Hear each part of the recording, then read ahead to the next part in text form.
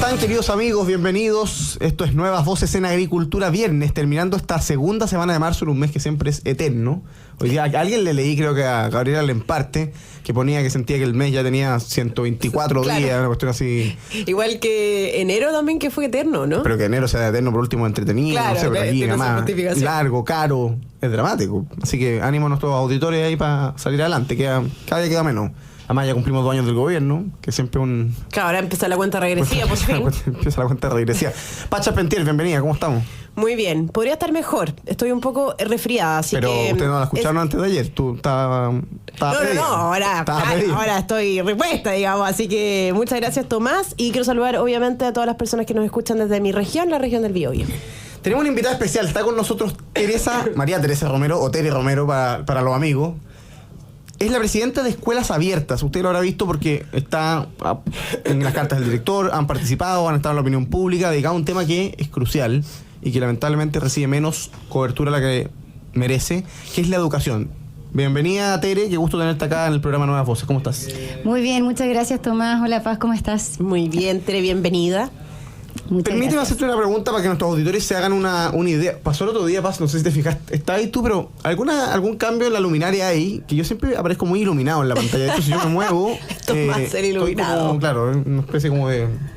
En fin, quizás tengo una naturaleza divina, Beto. ¿Qué opina en la interna? Quizás hay algo ahí. Oye, no, pero ahí siempre... El otro día alguien se reía, puso en los comentarios que me veía como que fuese camino al cielo. Espero que no todavía. O sea, feliz me voy al cielo, pero creo que estoy muy lejos. Ya. Te quiero preguntar algo, Tere, para que nuestros auditores se hagan una idea, ¿no? ¿En qué consiste Escuelas Abiertas? ¿Por qué deciden armar una organización? Hay organizaciones que se dedican al tema educacional. Siempre parecen insuficientes porque son tantos los desafíos, son tantos los dramas también. Y es tanta la discusión, además, que yo diría ha habido en Chile a propósito de este tema, no solo por la pandemia, sino también en los últimos meses en torno a los servicios locales de educación pública. Eso fue un tema importante en el verano. ¿Qué es Escuelas Abiertas y por qué deciden organizar una...? Además, tú eres profesora, ¿no? Sí. ¿Por qué una profesora pasa como a la discusión pública de la educación? Mira, fue en marzo del 2021, ya llevábamos un año de pandemia, cuando de nuevo veíamos esta avalancha de que nos iban a encerrar. Yo haciendo clases online a niños de primero básico, inglés, muy difícil, y dije, aquí va a quedar la embarrada en educación. Ya había evidencia contundente de que los niños tenían que estar en las salas de clase. Los países alrededor nuestro estaban volviendo los niños a los colegios y los adultos estaban teniendo vía más normal y los niños no. Entonces nosotros decidimos organizarnos. Yo además me imaginaba los niños así en contextos lo más complejos que hay, vulnerables y sin ninguna posibilidad de tener alguna conectividad. Yo dije, además imagínate las cosas que podrían haber pasado, etcétera. Yo dije, aquí tenemos que organizarnos, levantar la voz y con evidencia decir colegios primeros en abrir y últimos en cerrar. Así que logramos instalarnos un poco en la opinión pública, en el debate. Tuvimos ahí harta injerencia en lo que fue pasando. Incluso el presidente Gabriel Boric llegó a decir nuestra frase en un debate, colegios primero en abrir y último en cerrar. Y pudimos posicionar un poco como en la opinión y poder incidir. Y nos dimos cuenta que había que seguir una vez que se terminó la pandemia. ¿Por qué? Porque lamentablemente educación está teniendo muchas amenazas, obstáculos y sobre todo a la presencialidad. La normalización del cierre de escuelas está siendo ya pan de cada día, así que decidimos que teníamos que seguir. Lo que nosotros hacemos entonces es identificar obstáculos, amenazas y también aportes, contribuciones a la educación.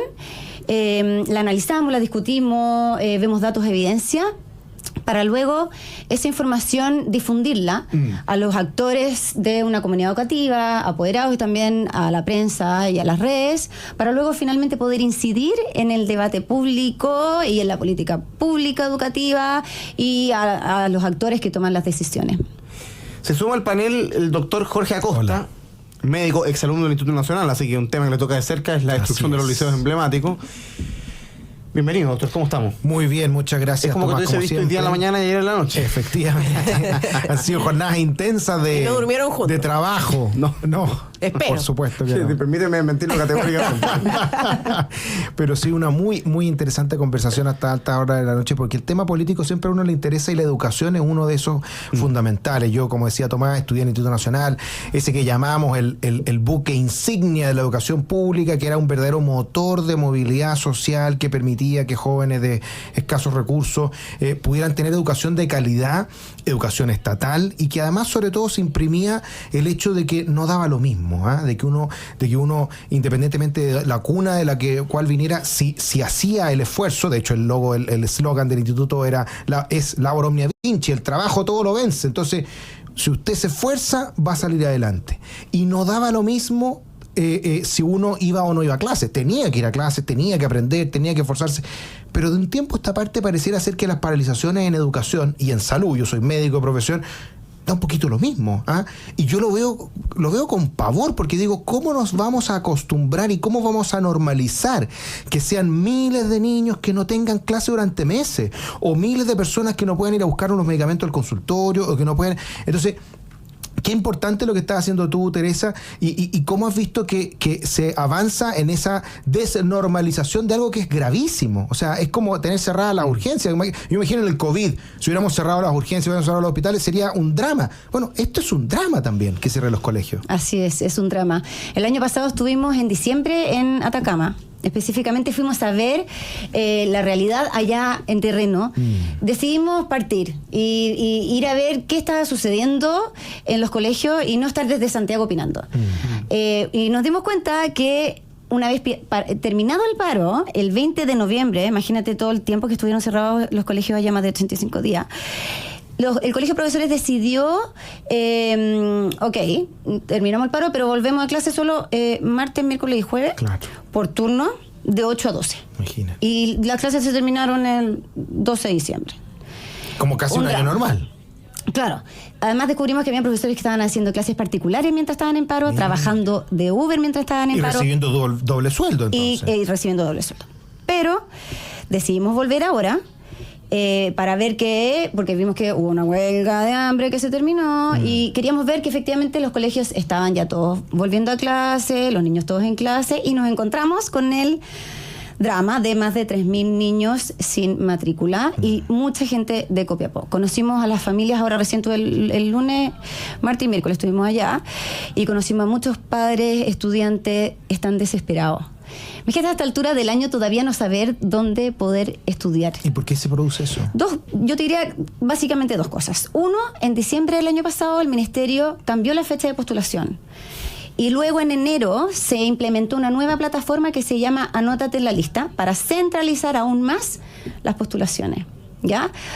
Los padres no tienen tanto acceso a tanta información, uno. Dos, centralizar aún más el sistema de admisión escolar no es bueno. Tiene que ser modificado. Eso por un lado. Y esto es producto de la tómbola, ¿cierto? Porque sí. no pueden elegir el colegio, No sino que pueden tienen que el Estado elegir por ellos. Exacto. Y hoy día el Estado no le ha dado una solución y tenemos 3.000 niños sin colegio. Eso por un lado. Y por otro lado, yo diría que lo más grave es que en Bachelet 2, con la ley de inclusión, hay un artículo que impide la creación de nuevos colegios particulares subvencionados.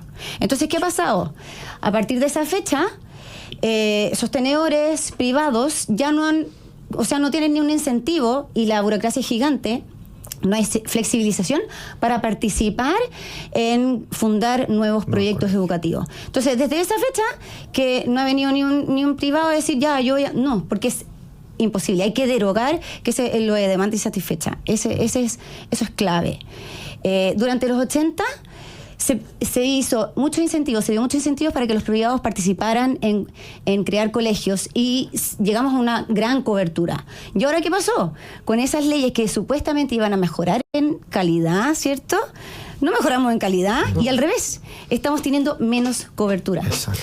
Tere, mira, hay una pregunta que me parece interesante. Yo creo que a esta altura no existe una buena evaluación, al menos de la centro derecha y de la derecha, incluso algunos, en el fondo, liderazgos del oficialismo respecto a lo que fue la última reforma en materia de educación. Hoy día, como tú bien comentas, hay más de 3.000 niños que no tienen dónde estudiar todavía. Y para eventualmente solucionar el problema que tú indicas, que tiene que ver con la creación de nuevos establecimientos educacionales particulares subvencionados, chuta, eso requiere una reforma, en el fondo, legislativa, y eso requiere tiempo, y los niños, como tú como profesora, mi mamá también lo es, entiendo perfectamente lo que significa. Los niños no tienen tiempo que perder, sobre todo en edades más pequeñas en donde son fundamentales. ¿Cuáles son las soluciones que ustedes ven como posibles para esos 3.000 niños? Yo te digo, por ejemplo, una, que la tuiteé hace algunos días, que es asignación directa, un voucher educativo a los padres, para que los padres puedan escoger algún establecimiento privado de educación en donde los niños puedan incorporarse, porque ya estamos a fines de marzo y la verdad es que ha pasado harta agua bajo el puente y uno no ve básicamente que el gobierno vaya a solucionar este tema en el corto plazo o pocos días. No le interesa. En la región del Biobío también tenemos varios casos y por lo tanto, ¿qué te parece esta idea del voucher educativo o qué otras ideas piensas tú para enfrentar la crisis hoy de esos 3.000 niños? Me parece bien, es que tengo varias ideas. Pero primero, adelante. Vamos. Primero, sobre todo eso, que bueno, es de largo plazo, ¿cierto? Derogar ese artículo de la ley de inclusión y que se pueda participar para crear nuevos colegios particulares. Es la ley de exclusión. Exactamente. La ley de exclusión. Exactamente. Segundo, bueno, y que para mí sería como un sueño ya,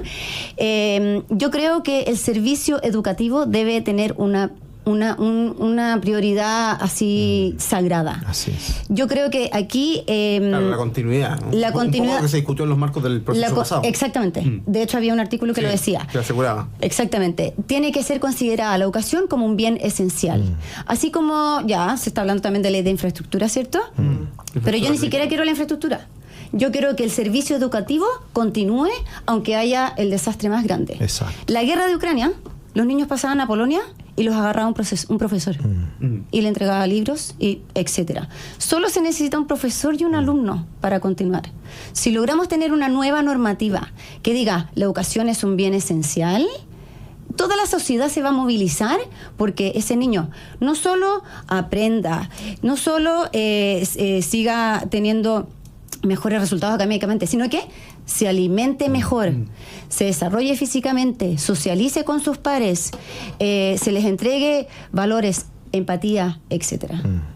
Fíjate que es bien interesante el tema de la educación, da para tantas cosas, ¿no? Pero una de las cuestiones más, quizás como más frívolas de la política, en línea a lo que decía la Paz, es cómo empezamos a relegar los temas, ¿no? Porque en un país que empieza a enfrentar crisis muy básicas o muy esenciales, como es por ejemplo el caso de Chile, que todo es seguridad, porque al final está en lo limitante que es la delincuencia, que claro, el tema constantemente es la delincuencia, la seguridad, el crimen organizado, te empiezas a olvidar de otros debates, porque hace 10 años, el 2013, pero el 2014, pero sobre todo el 2011, la educación era el tema, ¿no? Las movilizaciones, en fin, o quizás lo mismo el 2006, y muchas veces la pulsada por la discusión del debate educacional lo ganaban o los que estaban en la calle o los que tenían ciertas consignas, pero estos son los típicos temas en que nadie se hace responsable de las consecuencias de las ideas.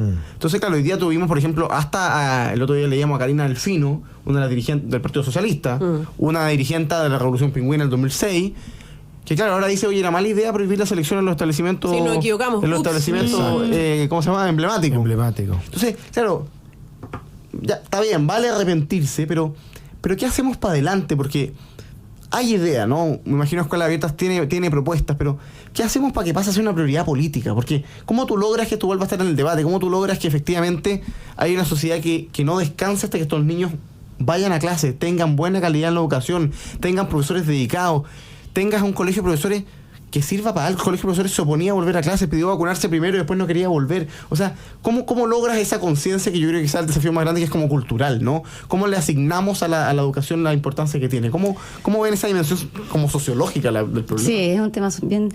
Mira, yo diría que aquí, claro, porque lo que yo decía es tener una nueva normativa que diga que la educación sea un bien esencial, pero no, la ley no sabemos que necesitamos más. Hacer una campaña a nivel nacional de que cada día es importantísimo que ese niño esté dentro de las salas de clases. Todos los días, todos los niños todas las escuelas. Ese es un poco nuestro lema. Porque todo finalmente nos lleva como sociedad a eso. Si el colegio está cerrado, esa mamá no pudo ir a trabajar. Exacto. Ese niño se quedó solo y quizás se quedó con un mal ambiente en la Exacto. calle y, digámoslo, o sea, quizás esta violencia que vemos que se ha ido aumentando es porque quizás hay más niños que están fuera del sistema escolar. Bueno, ¿y cuántos salieron definitivamente? Más de 50.000 que salieron el año pasado y no volvieron al sistema escolar. Eso sí. Y eso es un verdadero drama. Y lo otro que hay un tema, porque claro, estamos hablando del caso de Atacama, pero hay algo que de lo que se ha hablado poco. ¿Qué está pasando hoy día, por ejemplo, con los niños de Valparaíso? ¿Cuántas familias están en el día a día, en la búsqueda permanente de la subsistencia, viviendo en carpas? ¿Qué pasó con los niños? ¿Están yendo a las escuelas? ¿Se están alimentando como corresponde? Voy a ir a Valparaíso. Porque Qué de buena idea, verdad Paz. porque de verdad que eso preocupa, porque como tú bien dices, una persona que está todos los días tratando de limpiar una carpa, tratando de reconstruir el lugar donde vive, no puede ir a trabajar, por ejemplo. Mucho menos va a poder mandar a los niños a la escuela o al colegio, no lo sé. O sea, no hay tiempo, no hay recursos, no hay interés porque no es una prioridad. Y hubo un par de escuelas que se quemaron también, pues, o sea... Ah, claro, también. Y que la reconstrucción además es muy lenta. O sea, en Santa Juana, por ejemplo, se demoraron 1 año en reconstruir la escuela. Que incendiaron el año pasado en mi región. Entonces, en Punta Lavapié creo que no va a haber reconstrucción de las escuelas. O sea, además tenemos cada vez menos escuelas. Es bastante preocupante. Así es. Oye, te puedo hacer una pregunta. Lamentablemente se nos está acabando el tiempo del bloque, pero me imagino que de la misma manera que nos interesa a nosotros, a las personas que nos están escuchando, el tema vocacional les interesa, y si no les debes empezar a interesar, así que pasamos el aviso. Porque además, claro, esto está en el centro del interés de una familia, ¿no? Que sus hijos reciban una buena educación, que puedan salir adelante por sus propios medios, en fin. ¿Cómo seguir escuelas abiertas? ¿Cómo conocer más? Hay redes sociales, hay página web. ¿Cómo apoyar? ¿Cómo apoyarlo? Si alguien quisiera decir, oye, por ejemplo, yo soy apoderado de un liceo, no sé dónde, que sería bueno que vengan a conocer o que visibilicemos el caso. ¿Cómo contactarlas, en definitiva? No, bueno, tenemos nuestra página web, escuelaabiertas.cl, Instagram, Escuelas Abiertas Chile, lo de las redes. Pero más que eso, yo diría que todos nos sumemos a este llamado de que como sociedad nos movilicemos porque la educación sea considerada esencial y que no dejemos de lado a esos niños que por catástrofes, por diferentes situaciones, narcofunerales, violencia, etcétera, se quedan fuera del sistema. Así que bueno, nosotros también hacemos llamado a que otras voces se sumen a lo que nosotros decimos. Tenemos que poner el foco e incentivar a que los niños vayan a la escuela, y también el foco de esfuerzos y recursos en la educación escolar, en la etapa inicial, y no en educación de la universidad, universitaria. etcétera. Exacto. Los primeros 1000 días tan importantes en el crecimiento y la formación de los niños. Así es. Oye, pero Tere, por favor, nos tienes que mandar cuando vayas a Valparaíso algún video, alguna reacción, alguna columna, para nosotros también después difundirla en nuestras redes sociales de Nuevas Voces, porque realmente es un tema que al menos a nosotros nos preocupa muchísimo, y si pudiéramos contribuir de alguna manera a visibilizarlo, cuenta con nosotros. Muchas gracias. Tere Romero, presidenta de Escuelas Abiertas, muchas gracias por acompañarnos acá en Nuevas Voces, un gusto. Muchas gracias a ustedes, que estén muy bien. Un gusto. Hagamos una pausa, queridos amigos, siendo las 13:25. En pocos minutos vamos a estar de vuelta ya conversando de actualidad política. Estamos con un caso importante con el director de la BDI. Movido. Hace un día movido. En pocos minutos volvemos acá, queridos amigos, con su programa Nuevas Voces en Agricultura. Vamos de vuelta, queridos amigos, con su programa Nuevas Voces en Agricultura. Estamos conversando con el doctor Acosta, con Paz Charpentier. Estuvimos conversando en el primer bloque con Tere Romero, presidenta de Escuelas Abiertas, una interesante iniciativa que ustedes pueden buscar además en sus redes sociales, en Escuelas Abiertas Chile, en Instagram, en la página web, que ha ido siguiendo el debate educativo a propósito del cierre de los establecimientos educacionales a propósito de la pandemia, y por supuesto que hoy día ha ido siguiendo la difícil situación que enfrentan miles de niños que no tienen matrícula aún, que no tienen establecimiento educacional donde estudiar para este año, y otros tantos que han desertado más del sistema educacional después de la pandemia y con las lamentables e injustas reformas que se han implementado en Chile en el último tiempo. Doctora Acosta, vamos a retomar la conversación con el caso PDI, ¿no? Pero primero saludamos a nuestros auspiciadores. Saludemos a quienes hacen posible nuestro programa. Posgrados de la Universidad San Sebastián cuenta con más de 100 programas en diversas áreas del conocimiento. Más de 14.000 egresados han preferido sus magíster, diplomados, postítulos y especialidades. Conoce más en posgrados.uss.cl. En Enel buscamos cuidarte y que tu servicio eléctrico sea continuo y de calidad. Por eso, si sabes de un hurto de cables que haya generado corte de electricidad en tu barrio, puedes denunciarlo de manera anónima al 600-696-0000. Ayúdanos a evitar esta práctica ilegal y a mantenernos seguros, nos dice Enel. AFP Capital quiere ser tu AFP. Con su video atención podrás conectarte con un ejecutivo estés donde estés. Por eso no olvides, AFP Capital quiere ser tu AFP. ¿Y sabías que 1 de cada 3 personas que fallece en nuestro país estaba en alguna lista de espera? Exijamos juntos a las autoridades que esto se resuelva de una vez y por todas, porque la grave crisis de salud no solamente es del sistema estatal, sino que también del financiamiento privado. Firma hoy en saludparachile.cl. A ver, demos algunos titulares. Me imagino varios ya de los que nos están escuchando, si estaban escuchando conectados con Chicho Irane, algo de esto se conversó. Estuvo Catherine Martorell, estuvo Felipe Arboe, ambas personas muy vinculadas al tema seguridad, claro. Al tema seguridad, en fin. Durante la mañana fue allanada, usted escuchó bien, fue allanada la casa y la oficina del director nacional de la PDI por el caso Audio. Oficina en el cuartel general de la PDI. Porque habría hechos constitutivos de delitos. Y la Fiscalía ya solicitó fecha y hora para formalizar a Sergio Muñoz, que es la máxima autoridad de la Policía Civil. El delito es la infracción al artículo 31 de la Ley 19.913. La Ley 19.913 no es sino una ley que tiene relación con la unidad de análisis financiero y modifica diversas disposiciones en materia de lavado y blanqueo de activos. No estamos hablando de cualquier cosa. O sea, ¿por qué es interesante comentar o precisarlo? Porque, por ejemplo, el general director de Carabineros, que es posible que sea formalizado, que está a punto de ser formalizado, lo es por eventuales omisiones en cuestiones relativas a la responsabilidad de mando en el control del orden público, sí, en los marcos del 18 de octubre. Exacto. O sea, quizás por algunos problemas, digamos, en el ejercicio de las funciones propias de Carabineros. Acá habría eventualmente vulneraciones importantes a no solo a la ley de lavado de activos, sino también a la privacidad de ciertas investigaciones. De hecho, Emol dice, el titular dice, el director de la PDI entregó información a su abogado Hermosilla sobre la causa contra su antecesor. A esa convicción llegó el Ministerio Público de Carabineros para formalizarlo el próximo martes, ¿no? En el marco de los casos Audio, que ustedes saben cuál es el caso Audio, que había desaparecido. Había desaparecido en la discusión sí, pública. Es bien delicado en sí mismo, pero también es delicado en términos del efecto que puede generar por la conmoción ciudadana y la pérdida de credibilidad, la pérdida de confianza en una institución tan importante como la PDI, particularmente en los marcos de la crisis de seguridad que vive Chile. ¿Qué te parece, Pacha Penter? Bueno, primero es gravísimo y no puede existir un doble estándar al respecto. Pero también creo que señalar y decir, oiga, ¿sabe qué? Toda la institución está puesto en duda porque resulta que un alto mando comete un error, o más bien un delito, eventualmente, en caso de ser así declarado por el tribunal, ¿verdad? Esto no puede, en definitiva, manchar a el resto de la institución y a los miles y cientos de funcionarios que diariamente trabajan por combatir la crisis de inseguridad que afecta a nuestro país.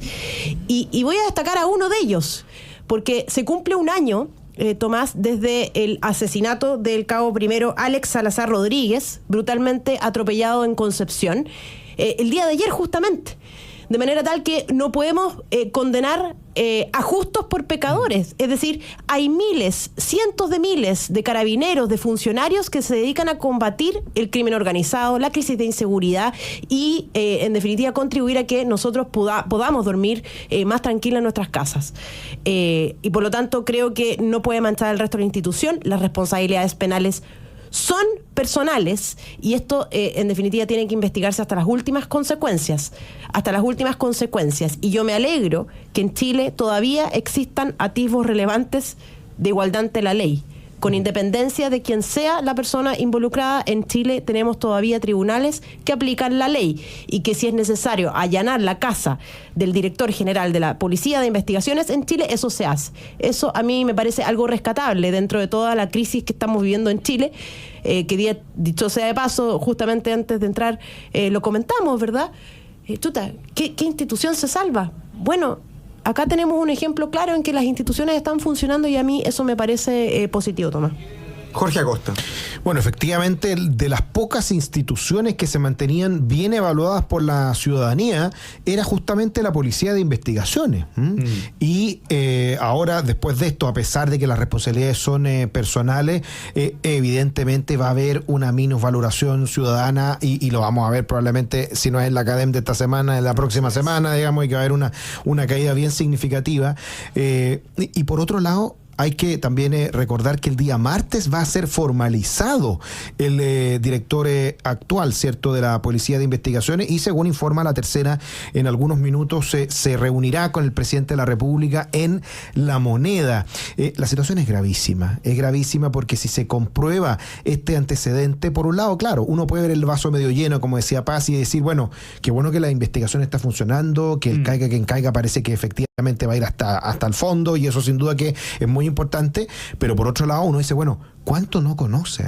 ¿Cuánto de estas redes sí, claro, de no sé, tráfico de influencia, de transmisión de información confidencial, de digamos, ilícitos en relación a la unidad de, digamos, de análisis financiero, se traspasan? Porque aquí lo que uno se pregunta es, bueno, ¿por qué lo hizo el director de la PDI? Si es que lo hizo por bolitas de dulce, lo hizo porque quería fregar a su antecesor, o lo hizo porque incluso pues recibió dineros a propósito de esta situación. Entonces, habla de una situación extremadamente gravísima que debe ser aclarada cuanto antes y se deben entregar todas las antecedentes a la ciudadanía. Y tú lo que decías, Tomás, también es muy importante, porque no van a faltar los líderes de la izquierda radical que van a decir, bueno, si el presidente le pidió la renuncia al director de la PDI porque está formalizado, entonces apuremos la renuncia del director de Carabineros, que era el director de Carabineros. Pero eso es confundir peras con manzanas, es no extender lo que estamos hablando. Aquí estamos hablando de delitos cometidos en el contexto, ¿cierto? Probablemente incluso de, no sé, asociación ilícita, enriquecimiento ilícito, que no tienen nada que ver con unos delitos que evidentemente, si es que se prueban, son por razones políticas, como lo que está pasando con el caso de Carabineros.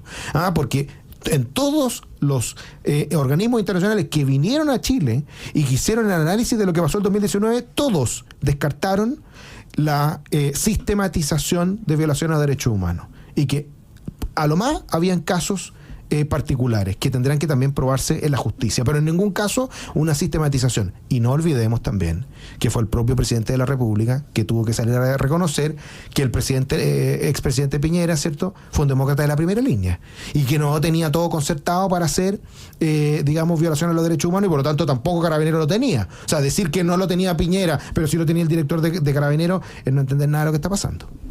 Paz. Sí, yo quiero agregar que acá estamos frente a otro símbolo notable de la decadencia que vive en nuestro país. Es decir, a mí me parece que esto forma parte de la crisis moral en la que nos encontramos, en donde la verdad es que hoy, por ejemplo, el gobierno no tiene claro un concepto de lo que está bien y lo que está mal, por ejemplo. Eso es lo que justifica, a mí me parece que explica en parte que se haya indultado a los detenidos con ocasión de la Revolución de Octubre del año 2019, y algunos de ellos estén recibiendo pensiones de gracia, además, ¿verdad? Por otro lado, también eso explica por qué el presidente de la República en ocasiones se considera a sí mismo como una persona que se encuentra por sobre las tradiciones, las costumbres de nuestro país, y muchas veces lo hemos visto con una mala presentación personal en momentos en que se requiere otra cosa. O, por ejemplo, la tolerancia ciudadana con la torpeza del gobierno. ¿Cuántas veces el gobierno ha cometido errores absolutamente evitables? Y aquí están los ciudadanos calmados, pacíficos, en el fondo, digamos, sin ninguna crítica mayor o sin ninguna reacción mayor frente a un gobierno que comete todos estos errores. Entonces, yo creo que aquí este es otro síntoma o símbolo más bien notable de la decadencia y la degradación en la que nos encontramos, que obviamente afecta a las instituciones, pero también a la ciudadanía, a las autoridades, ¿verdad? Y creo que esto es un problema más bien sistémico, Tomás. Hagamos nuestra última pausa comercial, querido amigo. Estamos en Nuevas Voces de Agricultura con el doctor Jorge Acosta y con Paz Charpentier, y en pocos minutos vamos a estar de vuelta para seguir conversando de actualidad política acá en Nuevas Voces de Agricultura. Estoy de vuelta. Estamos de vuelta. Estamos de vuelta. Estás y estamos de vuelta. Estamos de vuelta, querido amigo. Estamos de vuelta. Estábamos conversando en la pausa, querido amigo. Estamos con Paz Charpentier y con Jorge Acosta aquí en Nuevas Voces, en su programa Nuevas Voces. Vamos a conversar a propósito de las reflexiones que hizo la presidenta Bachelet, que estuvo en un podcast o programa que tiene la diputada Cariola, ¿no? La diputada del Partido Comunista, que era una de las opciones para ser presidenta de la Cámara de Diputados. Sí, claro. Que es uno de los temas que está ahí, sigue en la discusión, ¿no? Y que no se descarta todavía. Que no se descarta. Bachelet recomienda a la izquierda no hablar tanto desde la racionalidad, dice la segunda, ¿no? Hizo un llamado a la unión del oficialismo y recalcó la importancia de esto porque, estoy citando, necesitamos poder seguir avanzando en fortalecer la democracia, fortalecer los derechos humanos, asegurar las oportunidades para todos, y en eso, en contexto de extrema derecha, no es posible. Dijo que la extrema derecha habla a la emoción, al corazón y al miedo, mientras que la izquierda habla demasiado a la racionalidad. Los análisis de Bachelet, quien se muestra preocupada ante el avance de lo que ella llama extrema derecha. ¿Qué te parece, doctora Costa? Es interesante, este es un discurso que está construyendo Bachelet de un tiempo a esta parte, no es primera vez que lo dice, de hecho en un seminario que organizó una fundación ligada a Revolución Democrática, Rumbos Colectivos, que llamó mucho la atención porque era casi que un afiche de lanzamiento de campaña, era la figura de Bachelet enorme, gigante, y unos chiquititos globitos con las caras del resto de las personas que estaban hablando ahí, y de hecho ella dio el discurso inicial y transmisión en vivo por el mall y toda la cuestión, y resulta que uno de los conceptos que en ese minuto llamó la atención es esto, que dijo exactamente lo mismo, de que la izquierda era demasiado racional, que hablaba, ¿cierto?, con la cabeza y no con el corazón, como sí lo hacía la derecha. Y si tú me preguntas, yo en general tiendo a creer exactamente lo contrario. Los que hablan de los números, de la economía, del crecimiento, del desarrollo, habitualmente no es la gente de izquierda. Y los que hablan, ¿cierto?, de la solidaridad y la conmiseración y no sé qué, es la izquierda. Lo que no dice la izquierda en eso, que es la solidaridad con plata ajena, digamos, no con plata de ellos. Claro. Entonces no es verdaderamente un concepto de solidaridad. Pero es interesante el punto que hace, primero porque dice la extrema derecha. Y yo me pregunto, ¿a qué se refiere con extrema derecha? ¿Qué le llama extrema derecha? Pues yo puedo entender que alguien diga que extrema derecha es un tipo que sea ultranacionalista, que sea, no tengo idea, militares en la calle. Pero no, que sea, no sé, que sea, que digamos que tenga una ideología totalitaria, como lo hemos visto a lo largo de la historia.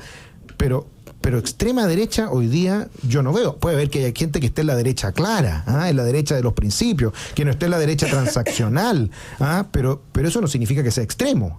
Porque yo le pregunto a Bachelet, bueno, ¿cuál es la extrema izquierda, presidenta? Dígame usted, ¿usted ve alguna extrema izquierda? Y yo sí la veo. Porque decir que es lo mismo republicanos que el Partido Comunista y que simplemente hay una diferencia geográfica pero son igual de extremos es ser un poquito abusivo del lenguaje.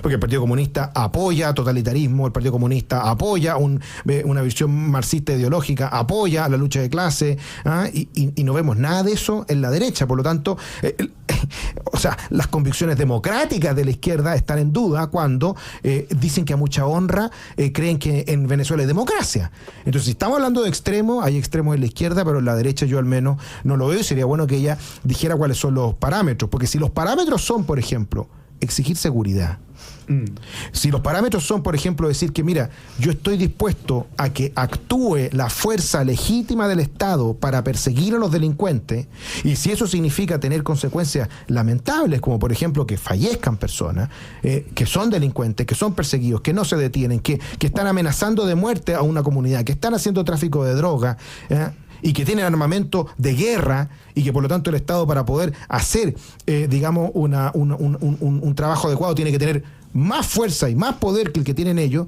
Bueno, es que si eso es extremo, entonces no estamos entendiendo lo que significa el Estado de Derecho. Eso es rendirse de rodillas frente a la convicción ideológica de la izquierda de que en realidad el que delinque lo hace porque es una víctima.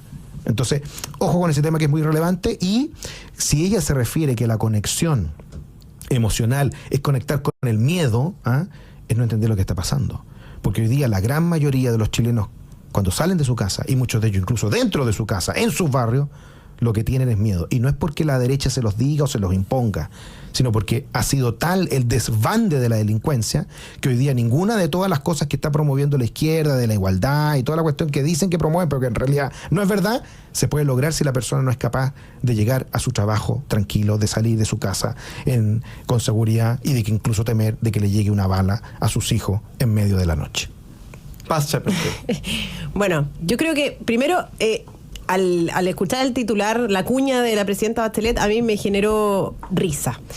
Risa porque yo creo que hay que distinguir a la derecha, entre la derecha tal vez antes del 2019 y después del año 2019, precisamente con ocasión de la Revolución de Octubre.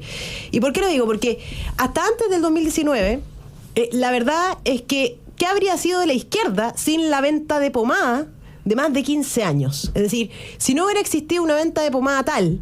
Durante los últimos años, la verdad es que ni Michelle Bachelet ni Gabriel Boric habrían llegado a la presidencia. Ahora, la verdad es que hoy les toca gobernar y les ha tocado bailar con la alta desaprobación ciudadana y han debido reconocer cuestiones que son relevantes para todos los chilenos, como es, por ejemplo, algo que a juicio de Michelle Bachelet habría sido propuesto por la ultraderecha, que es, por ejemplo, la presencia de militares en las calles para resguardar el orden y la seguridad. Ahora, precisamente con respecto a la derecha, después del año 2019 yo creo que ha existido un cambio importante. A mí me parece positivo que la derecha hoy le hable a los chilenos y les toque el corazón a los chilenos en cuestiones que son fundamentales y que debimos hacer hace muchísimo tiempo, como es, por ejemplo, en el fondo la importancia que para nosotros tiene la familia.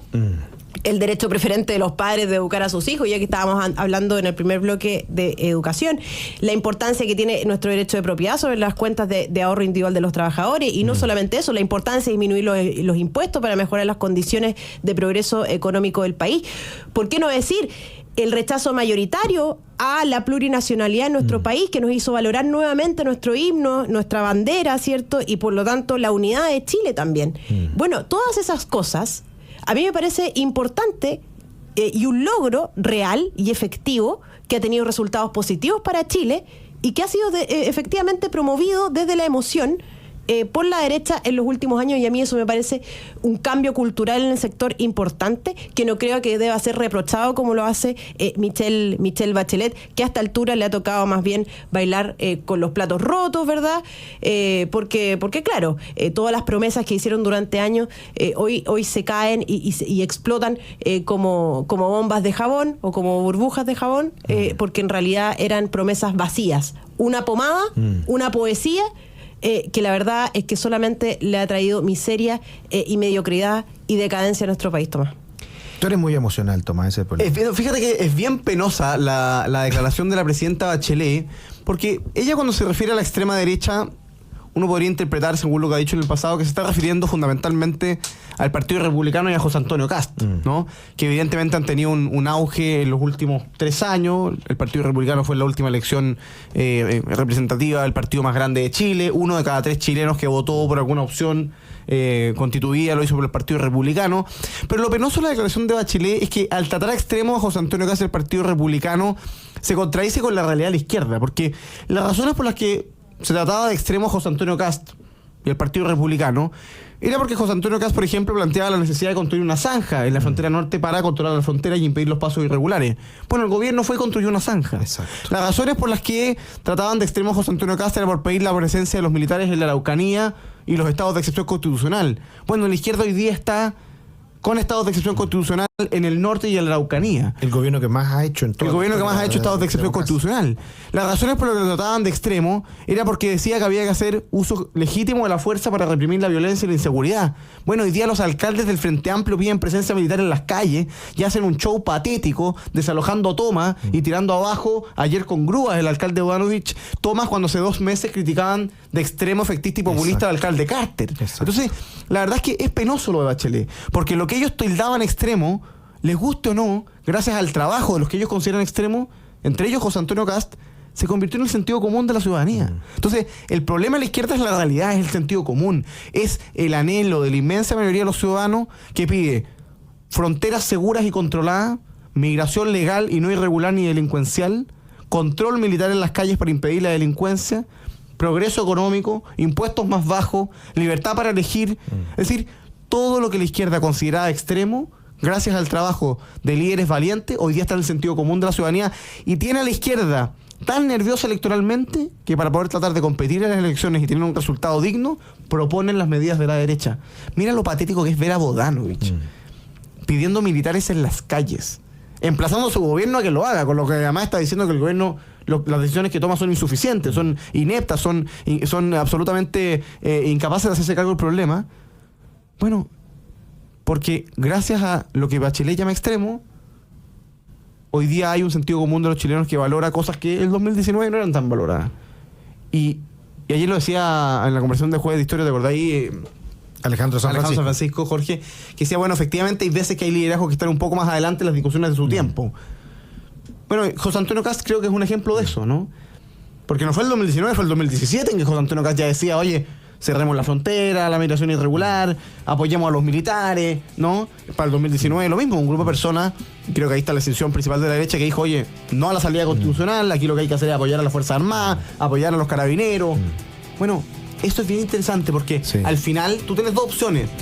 O te pones nervioso con la crítica a la izquierda cuando te tilda de extremo, o al revés, sigues trabajando para construir un sentido común que sea capaz de compartir ideas básicas de la sociedad como el orden, como la paz, como la libertad, como el respaldo a las Fuerzas Armadas, como la crítica a la violencia, como la necesidad del progreso económico. Y en eso creo que el nerviosismo de Bachelet se entiende. Se entiende porque evidentemente es muy poco probable que la izquierda gane las elecciones que vienen, porque los chilenos tuvieron, lamentablemente, la oportunidad de verlos en el gobierno. Sí, nos estamos yendo, pero además Bachelet, en vez de pedirle explicaciones a la derecha, tiene que dar explicaciones a ella. Lo hablábamos recién, su terrible reforma educacional, la terrible e injusta reforma también tributaria que ha generado el decrecimiento del país. O sea, ¿para qué estamos con cosas? Bachelet, tienes que hacerte cargo de responsable de lo que estamos viendo. Bachelet Pentier, Jorge Acosta, se nos acabó este programa distinto, que tuvimos una entrevista inicial. Pero muy entretenido. Escuelas abiertas para los que quieran revisarlo. Viene el fin de semana. Sí, aprovecha el fin de semana. Además, la próxima semana el doctor Acosta no va a estar. Sí, lamentablemente no podré acompañarlo. Y Pacha Petir tampoco, porque estaremos en un seminario. ¿Verdad? Van a estar juntos. El único que va a estar acá va a ser Así es, sobre muy interesante de centro de estudio. Yo les quiero contar, porque hay gente, nuestros queridos patriotas, ustedes saben que es pura gente muy modesta que no les van a decir a dónde van, pero ambos han sido invitados, Pacha Pentier y el doctor Acosta. Han sido invitados desde sus respectivas instituciones, de la Fundación Voces por Chile en el caso de La Paz, desde Res Pública en el caso de Jorge, va con José Francisco Lago y con Juli Samit. Han sido invitados por la Universidad CEU San Pablo, que es una universidad española muy destacada, a un seminario, a un encuentro, yo diría, de varios días, en el Escorial, una localidad a 40 minutos de Madrid, donde además está la octava maravilla del mundo, el monasterio de San Lorenzo del Escorial, que es de las cosas más bonitas del mundo, donde además gobernaban los reyes de la Hispanidad. En fin, tenemos tantas cosas que hablar, pero van a hablar en un encuentro de Centro de Estudios de Iberoamérica sobre cómo enfrentar a la izquierda y, por supuesto, la ideología progresista. Así que ahí les vamos a estar faltando la vuelta. Ya viene deporte en agricultura, el Beto está desesperado, no hemos cumplido nada el horario de hoy día, pero ha sido un día excepcional. Gracias por acompañarnos, buen fin de semana. Gran saludo a todos. Ya viene deporte en agricultura, quédense aquí.